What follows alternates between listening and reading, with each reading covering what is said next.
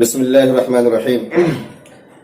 آج ہمارے ایک دو ساتھیوں نے یہ پوچھا ہے کہ لاک ڈاؤن کے اندر بہت سے لوگ ڈپریشن کی سچویشن سے گزر رہے ہیں، آیا اس سلسلے میں قرآن کریم کچھ رہنمائی کرتا ہے؟ جی، قرآن کریم بالکل رہنمائی کرتا ہے بھائی۔ میں ذرا سا کچھ تمہیدات کے سلسلے میں پہلے بتا دوں گا آپ کو۔ سب سے پہلا سوال تو یہ قائم ہوگا کہ آدمی ڈپریشن کا شکار کب ہوتا ہے؟ ماہرین اس کے جواب یہی دیتے ہیں کہ جب انسان کسی بھی خوف کو بھیجا اپنے اوپر مسلط کر لیتا ہے تو پھر وہ ڈپریشڈ ہو جاتا ہے، یعنی کہ ایسے وہم میں مبتلا ہو جاتا ہے کہ اس کی زندگی اس کے لیے بے رنگ اور بے کیف بن جاتی ہے، عجیب و غریب خیالات دل میں آنے لگتے ہیں، یہاں تک کہ کبھی کبھی خودکشی جیسے اسٹوپک خیال اس کے دماغ میں آ جاتے ہیں۔ آیا یہ خوف اس پہ مسلط کیوں ہوتا ہے؟ ہم اس کے اندر جا کے جھانکنے کی کوشش کریں گے۔ آپ جب غور کریں گے تو پتہ یہ چلے گا، دو ایسی چیزیں ہیں جس کا انسان جب شکار ہوتا ہے تو پھر وہ خوف، پریشانی اور اس طریقے کے ٹینشن میں، ڈپریشن میں جا کے مبتلا ہو جاتا ہے۔ وہ ہے بے جا خواہشات کا پالنا، جس کو قرآن نے ہوا سے تعبیر کیا ہے۔ وَأَمَّا مَنْ خَافَ مَقَامَ رَبِّهِ وَنَهَى النَّفْسَ عَنِ الْهَوَىٰ فَإِنَّ الْجَنَّةَ هِيَ الْمَأْوَىٰ۔ انہوں نے کہا کہ تم اس طرح خواہشات سے اپنے آپ کو بچائے رکھو، اور اگر تمہیں خوف کھانی ہے تو اپنے خدا کے سامنے تمہیں کل کھڑا ہونا ہے، اس سلسلے میں خوف کھاؤ تو پھر تمہیں جنت ملے گی۔ تو ایک تو یہ کہ بے جا خواہشات پال لیتے ہیں، دوسری چیز ہے کہ ہم بے جا عادات کے بھی شکار ہوتے ہیں۔ اس کی مثال میں آپ کو اس طریقے سے دے سکتا ہوں کہ مان لیجیے ایک طالب علم ہے، اس کو جو کچھ بھی پاکٹ منی ملتا ہے خرچ کرتا ہے، پڑھتا ہے، لکھتا ہے، بعد میں جا کر کے اس کے ذہن میں پھر یہ آتا ہے کہ چلو گھر والے کی طرف سے تو خرچ مل رہا تھا، اب پڑھنے کے بعد اگر جاب نہیں ملے گا تو ہمارا کیا ہوگا؟ یہ اس کو بہرحال جو عادت لگی تھی اس کے سلسلے میں ایک ٹینشن اور ایک خوف اس کے ذہن میں آتا ہے۔ یہی جب گہرا ہوگا تو ڈپریشن بن جائے گا اس کے لیے۔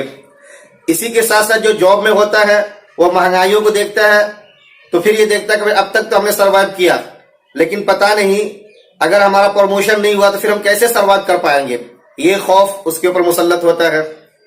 پھر جو باس ہوتے ہیں، جو ان کو نوکری دیے ہوئے ہوتے ہیں، ان کا معاملہ یہ ہوتا ہے کہ وہ اس بات کو لے کر کے اپنے آپ کو ادمرا کیے ہوتے ہیں کہ بھائی پتہ نہیں سرکار کی پالیسی کیا بننے والی ہے، اور پھر ہمارا جو کچھ بھی چل رہا ہے اس کا کیا ہوگا۔ سرکار جو پالیسیاں بناتی ہیں خود وہ اس بھرم میں کہہ لیجیے یا خوف میں مبتلا رہتی ہے کہ ابھی جو بحران آیا ہوا اس سے اگر ہم نے نہیں نمٹا یا نمٹنے کی صحیح طریقے سے کوشش نہیں کی تو پھر جو عوام ہم سے جڑی ہوئی ہے، جن کے ووٹ کے سہارے ہم ستا میں آئے، اقتدار میں آئے، پتہ نہیں اس کا کیا ہوگا۔ تو اس طریقے سے آپ دیکھیں گے تو ان سرکل ہر کوئی بہرحال اپنی عادات کو لے کر کے پریشان ہوتا ہے اور پھر سوچتے سوچتے کہیں نہ کہیں جا کے ڈپریشڈ ہو جاتا ہے وہ۔ اس کا ظاہر سی بات ہے، لوگ کہتے ہیں کہ بھائی جب بیماری کا پتہ چل جائے کہ کن وجوہات کے اوپر بیماری کھڑی ہوئی ہے، ان وجوہات کو آپ ہٹا دیجئے، آپ ٹھیک ہو جائیں گے۔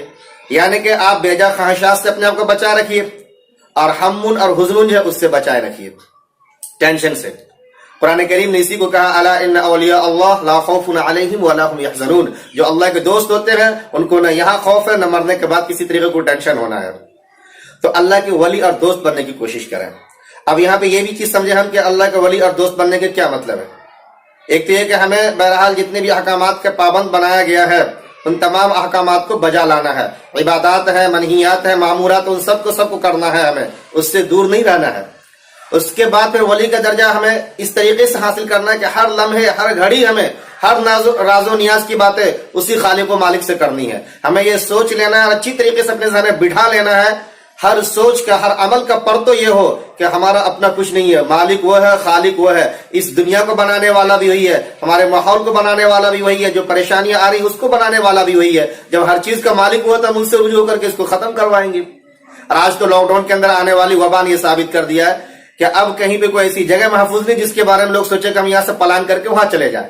کل تک یہ ہوتا تھا کہ دیہاتی بیچارے شہر جانے کو سوچتے تھے، اور شہری یہ سوچتے تھے کہ یہاں کی آب و ہوا موافق نہیں ہے، کافی پولوشن ہے، تو چلو ہم دیہات چلتے ہیں، وہاں کوئی صاف ستھری سی جگہ لے کر کے صاف ستھری ہوا میں رہیں گے، فارم ہاؤس قائم کر لیں گے۔ اب ایسا کچھ بھی نہیں رہا۔ یہ تو دکھا دیا کہ جو اندر سے جتنا مضبوط ہوگا وہی اس وبا سے لڑ سکتا ہے اور بچ سکتا ہے۔ تو ہر حال میں وہ خدا تبارک و تعالیٰ کو اپنا مرکز و محور بنائے رکھے کہ جو مالک ہے، خالق ہے، جس نے یہ سب چیزیں ہمارے اوپر مسلط کی ہے وہی اس کو ہٹائے گا، وہی اس کو دور کرے گا۔ اور پھر اب میں آپ کو بتاؤں گا کہ راز و نیاز کی بات کے ساتھ ساتھ ہمیشہ ان کو یاد بھی کرے۔ الا بذکر اللہ تطمئن القلوب کہا گیا ہے کہ دلوں کو اطمینان اگر لینا تو اللہ کو یاد کرو۔ اللہ کو یاد کرنے کا مطلب کیا ہے؟ ہم دیکھیں کہ جن جن احکامات کو ہم بجا لاتے ہیں ان کے ثواب ہمارے لیے کیا رکھے گئے ہیں.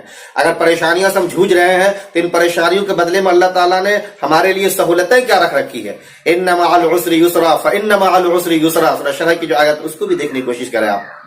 وہاں پہ العسر کے اندر الف لام ہے جو ڈٹرمنیشن کے لیے آیا، کسی چیز کو تعین کرنے کے لیے. 2 بار العسر کا استعمال ہوا وہاں پر، وہ دونوں مل کے ایک ہی پریشانی ہے. لیکن یسرن جو ہے جس کو نکرہ رکھا گیا ہے وداؤٹ ڈٹرمنیشن کے، وہ 2 آسانی کو بتانے کے لیے ہے. یعنی کہ جب بھی کبھی آپ کے پاس قرآن کریم کہہ رہا ہے کہ تنگی ایک آتی ہے، پریشانی ایک آتی ہے، تو آسانی اور سہولت ڈبل اللہ تبارک تعالیٰ آپ کو دیتا ہے. یہ ایک ہسٹوریکل فیکٹ ہے. آپ کو بہت سے ایسے اسپتال مل جائیں گے جن کے پیچھے تحریک یہ ملے گی کہ بنانے والے کی کسی عزیز کا فلاں بیماری میں انتقال ہو گیا تو اس وقت کوئی اس کا حل نہیں تھا، تو اس نے جا کر کے پھر یہ ہاسپٹل کام کی تاکہ آنے والے اب مریض جو ہوں گے ان کو کسی طریقے کی کوئی پریشانی نہ ہو. آج جہاز کے اندر بلیک باکس فکس کیا جاتا ہے جس سے حادثات کے بعد ہم پتہ لگاتے ہیں کہ اس کا ریزن کارن کیا تھا. اس بلیک باکس کے بنانے والے کے باپ بھی جب کسی ہوائی جہاز کے حادثے کا شکار ہوئے تھے اور اس کو کچھ پتہ نہیں لگ پایا تھا تو اس کے ذہن نے اس بات کو قبول کیا، چیلنج لیا کہ بھئی کچھ ایسی چیز بننی چاہیے جس سے بعد کے حادثے کا پتہ لگ سکے، اور اس نے پھر اس چیز کو بنایا اور وہ چیزیں فکس کی جاتی ہے جس کے نتیجے میں بہت سے حادثات کا پھر وجوہات کا پتہ لگاتے ہیں اور اس کو حل کرنے کی کوشش کی جاتی ہے. ایک ہسٹوریکل فیکٹ ہے یہ کہ جب بھی پریشانیاں آتی ہیں آسانی اللہ تعالیٰ 2 دیتے ہیں. اس کے بعد کیا کہا گیا؟ فَإِذَا فَرَغْتَ فَانْصَبْ وَإِلَىٰ رَبِّكَ فَارْغَب، کہ پھر جب تمام تر مشاغل کو انجام دینے کے بعد آپ فارغ ہو جائیں کہ بھئی جو کام کرنا تھا ہم نے کر دیا، اب اس کے بعد اللہ تعالیٰ ہی پہ بھروسہ رکھیں. یہی وجہ ہے کہ ہمارے اندر، ہمارے اسلام کے اندر انشاءاللہ کہا جاتا ہے کسی بھی کام کو کرنے کے بعد. کیوں؟ وہ اسی لیے کہ یہ کام اگر ہوگا تو اللہ کی مرضی سے ہی ہوگا، وہ چاہیں گے تبھی ہوگا، اور نہ ہو تو دل یہ اطمینان رکھے کہ اللہ کی چاہت اس میں نہیں تھی تو ضرور خیر ہوگا اسی میں کہ کام میرے لیے نہ ہو وہی بہتر ہے. تو اس کے بعد پھر آپ اطمینان پائیں گے.